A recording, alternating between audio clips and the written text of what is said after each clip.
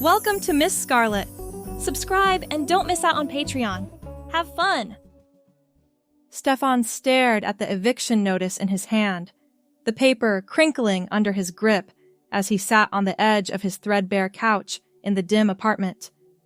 At 25, with a degree in graphic design that seemed worthless in this economy, he'd been scraping by on freelance gigs that dried up faster than rain in the desert. Bills piled up like forgotten sketches. And now this, forced out with nowhere to go. His phone buzzed. It was his father calling, probably to check in after their last awkward conversation. "Son, if things get tough, you know you can come home," his dad had said. Home meant the house in the suburbs where his father had remarried 2 years ago, to Elena, a woman Stefan barely knew beyond polite holiday dinners. With no other options, he dialed back and swallowed his pride.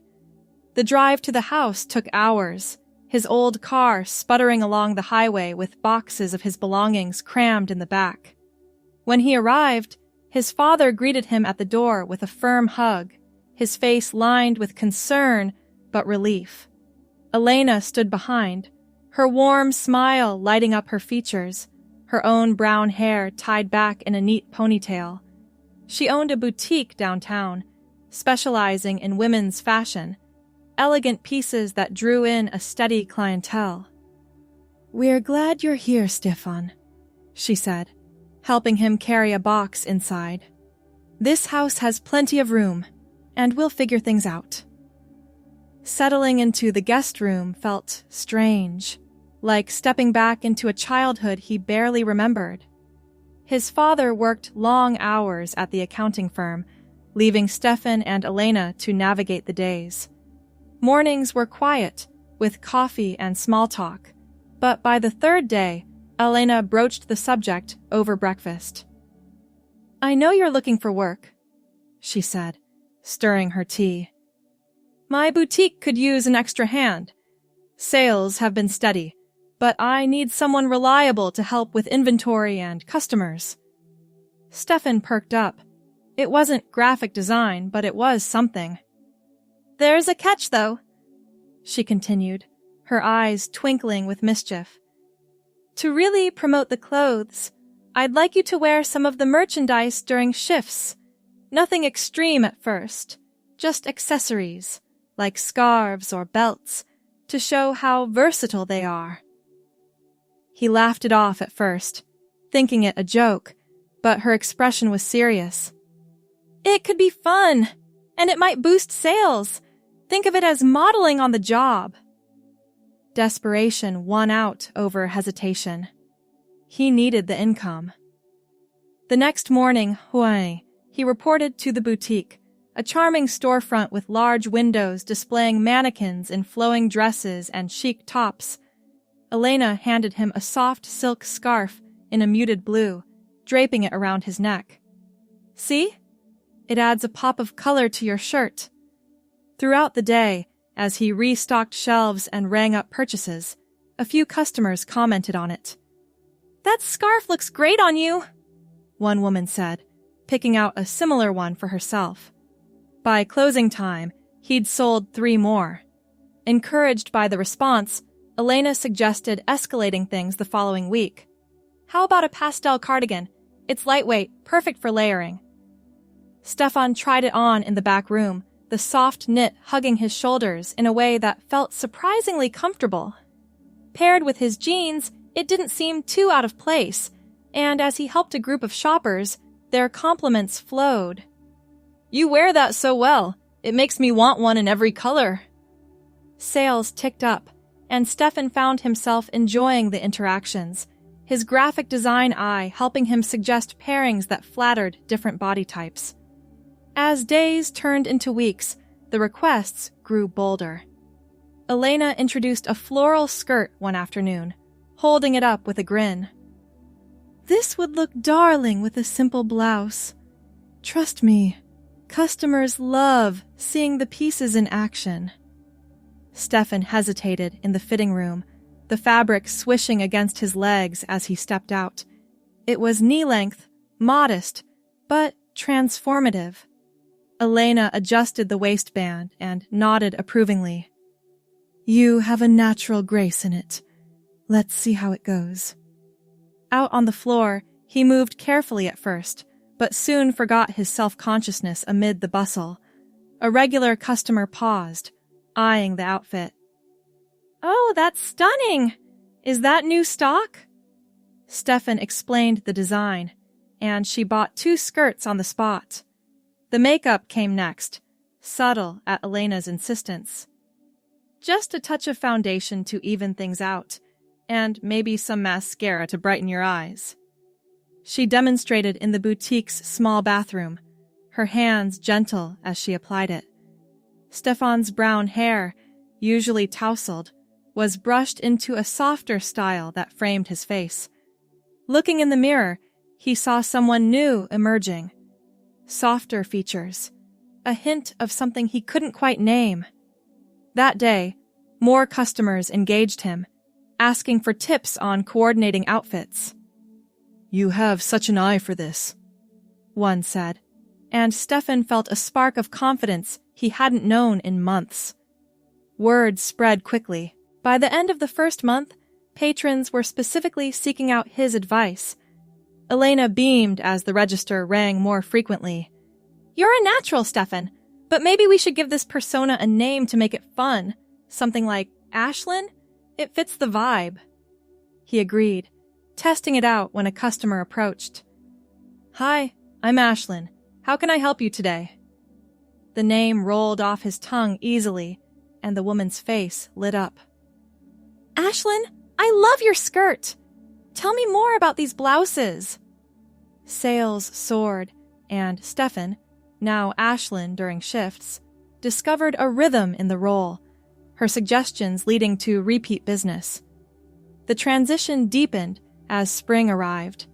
Elena suggested full feminine outfits, starting with a simple blouse and slacks combo that blurred lines further. But soon, it was dresses, light sundresses that flowed with movement. Ashlyn tried one on, the fabric cool against her skin, and stepped out to Elena's applause. "Perfect! Now, let's add some heels for poise." The low pumps were unfamiliar at first, but Ashlyn adapted, her steps gaining elegance. Customers flocked, complimenting Ashlyn's style. "You make everything look so effortless," a young professional said, purchasing an entire ensemble based on Ashlyn's recommendations. Makeup became a daily ritual, with Elena teaching techniques, eyeliner for definition, lipstick in soft pinks. Ashlyn's brown hair was styled with care, perhaps pinned back with clips from the boutique's accessory line. She found herself lingering in front of mirrors, adjusting collars or smoothing skirts, a quiet joy bubbling up. The financial strain eased, paychecks covered bills, and savings began to build. At home, the lines blurred too. Ashlyn sometimes stayed in lighter outfits after work, her father raising an eyebrow but saying nothing, supportive in his quiet way. One busy Saturday, a bridal party entered, seeking bridesmaid dresses. Ashlyn greeted them in a tailored blouse and pencil skirt, her makeup impeccable. "Welcome!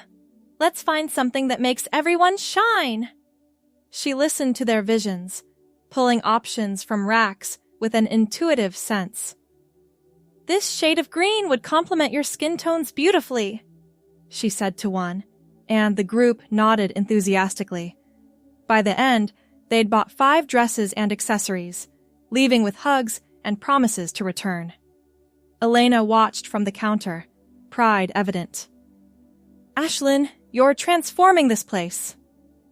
As weeks passed, Ashlyn's role solidified. She handled inventory orders, negotiating with suppliers over the phone in a voice that softened naturally. Her graphic design skills came into play too, redesigning the boutique's window displays with eye-catching arrangements that drew foot traffic. Customers became regulars, some confiding personal stories as Ashlyn helped them find outfits for job interviews or dates. You always know just what I need, one said, her eyes grateful. The euphoria grew. In these clothes, with this name, Ashlyn felt aligned, like a design finally coming together. Summer brought warmer weather, and with it, lighter fabrics. Elena introduced a line of capri pants and tunics, but Ashlyn gravitated toward dresses, favoring ones with subtle patterns. She experimented with jewelry, delicate necklaces and earrings that caught the light. One evening, after closing, she sat with Elena, tallying the day's earnings. "This is more than a job now," Ashlyn admitted. "It feels right." Elena squeezed her hand. "I'm glad.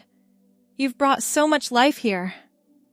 The boutique's reputation spread through social media, with customers posting photos of their purchases, tagging the store and mentioning the fabulous Ashlyn. Foot traffic increased, and Ashlyn managed the influx with poise, training a part-time helper on busy days. Her brown hair, now often styled in loose waves, became part of her signature look. At home, the guest room evolved, wardrobe filled with boutique pieces, makeup on the dresser. Her father noticed the changes, sitting her down one night. "You seem happier, kid. If this is who you are, I'm here for it." Tears welled in Ashlyn's eyes. Acceptance felt like a warm embrace. By the 4th month, Ashlyn was indispensable. She led fashion workshops in the boutique, small groups gathering to learn styling tips. "Layering is key," she'd say, demonstrating with a cardigan over a blouse. Participants left inspired, often buying the demonstrated items. Sales records shattered previous highs, and Elena considered expansion. Ashlyn's input shaped new inventory, suggesting inclusive sizes and versatile pieces. The gender euphoria deepened. Moments alone, she'd twirl in a new dress, feeling a profound sense of self. Challenges arose, like a difficult customer unhappy with a return policy. Ashlyn handled it gracefully, offering alternatives that turned frustration into satisfaction. "Thank you for understanding," the woman said, leaving with a smile. Such interactions built her confidence, reinforcing her place. Evenings at home, Ashlyn relaxed in comfortable loungewear from the boutique, chatting with her father about his day or helping Elena with dinner plans. As autumn approached, the boutique geared up for fall lines, cozy sweaters, boots, and scarves. Ashlyn modeled a wool dress in deep burgundy, pairing it with a belt for definition. Customers raved, and she sold out the style in days. Her talent for sales shone. She anticipated needs, suggesting add-ons that enhanced outfits. "This necklace would elevate the whole look," she'd say, and it often sealed the deal. Financial stability was solid now. Debts paid, a small nest egg growing. The euphoria was constant, a quiet affirmation in every mirror glance. 6 months in, Ashlyn had fully embraced her role. She ran the boutique seamlessly, opening and closing, managing schedules. Her signature style emerged, lavender dresses that flattered her figure, topped with tailored blazers for a professional edge. The brown hair framed her face perfectly, often accented with a simple headband. Customers greeted her by name, seeking her expertise. "Ashlyn, what's new this week?" became a common refrain. Elena stepped back more, trusting Ashlyn's instincts, which proved spot on. One crisp morning, as Ashlyn arranged a display of new arrivals, a talent scout from a larger fashion chain entered. "I've heard about this place. And you," the woman said, eyeing Ashlyn's outfit. "Your style is impeccable. Ever thought about expanding your horizons?" Ashlyn paused, heart racing at the implication. Could this be a new opportunity? But as she considered, a group of regulars walked in, laughing and waving. The boutique felt like home, yet the Scouts card burned in her pocket. That afternoon, business hummed. Ashlyn helped a shy college student find an interview outfit, boosting her confidence with encouraging words. "You look amazing! Own it!" The girl left, beaming, and Ashlyn felt the familiar rush of fulfillment. Later, Elena pulled her aside. "You've turned this into something special. What's next for you?" Ashlyn smiled, but uncertainty flickered. The Scouts' offer lingered, promising bigger stages, yet leaving the boutique seemed unimaginable. Evening fell, and as Ashlyn locked up, her phone buzzed with a message from an unknown number. The Scout, following up. "Let's talk tomorrow. Big things ahead." She stared at the screen, the lavender dress still on, blazer draped over her arm. Hope you enjoyed the story so far. The rest will be available on Patreon.